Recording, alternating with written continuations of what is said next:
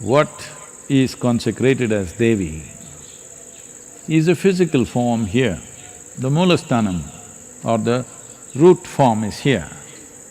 But if her influence was just limited to the temple, she is not worth wasting our time and energy on. Her influence is not determined by the physical space. Wherever you are, if your doors are open, it's available. So what is the significance of this worship of the feminine? One important thing that you need to understand is, feminine is not a gender, it is a dimension. The significance of this dimension is, it's easier to get response from this dimension than the other dimension that we consider as masculine, because it is designed in a different way. It's not about which is better than which, there's no such thing. It's just different. A fool can start an argument, which is better than which. This is like, is the earth better or sky better? So feminine is a dimension, not a gender. Whatever you're doing in your life, you may be a business person, you may be a professional in something, you may be an artist, a musician, a yogi, whatever you are, if you want to pitch up your activity to another dimension of, doing things, you need Devi's grace. One who's touched by this grace will naturally rise in ways that other people will think is miraculous. This has happened to many people. Significant men, just look up history, in the last 2 centuries, who were nurtured by their mothers and in some way, in their perception, the mother remained like a goddess. She did not come down to become a loving mother. She remained a goddess being hard on the child. Many men are there in the world in the last 2 centuries who have risen to great heights in whatever they were doing, because in some way they were in feminine worship. Because articulation, and when I say articulation, not just verbal articulation, articulation essentially means you're able to find expression. If you want to find expression in the world, you need Devi's grace.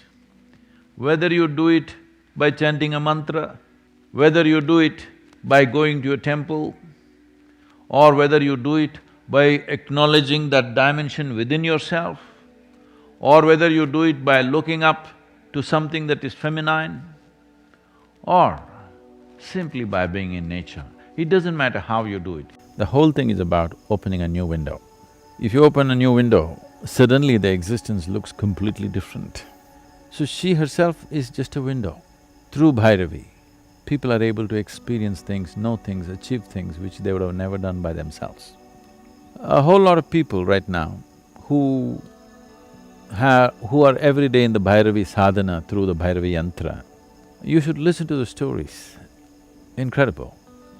I'll tell you about a particular person. I didn't even know they were here. They had not done the program. They just came because some friend was coming, they came. They came from Singapore. They walked into the temple. Someone who's never shed tears for anything and does not want to, when he just walks into a place, just a building, and just tears came, in his understanding, something opened up, and he's right. So that opening is a big experience, and above all, you realize that in so many ways, as you progress, socially you progress, in your business you progress, and whatever else, socially, other things add up. In this, you're tightening the circle, you're closing it up. So you suddenly realize something opened up which I'd never thought possible. I never even sought it, nor did I care for it.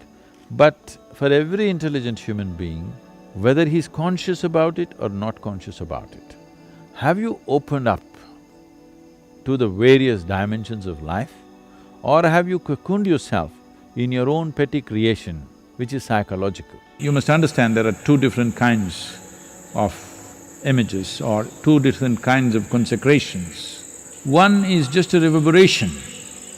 You can even make this vessel reverberate but you cannot access this vessel from elsewhere because it's simply reverberating without specificity of what it intends to do. It has no intention or intelligence.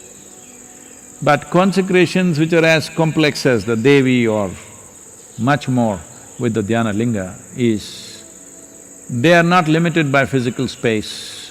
Many people, the first time it happened in United States, I think this was just the second program, inner engineering program we were doing.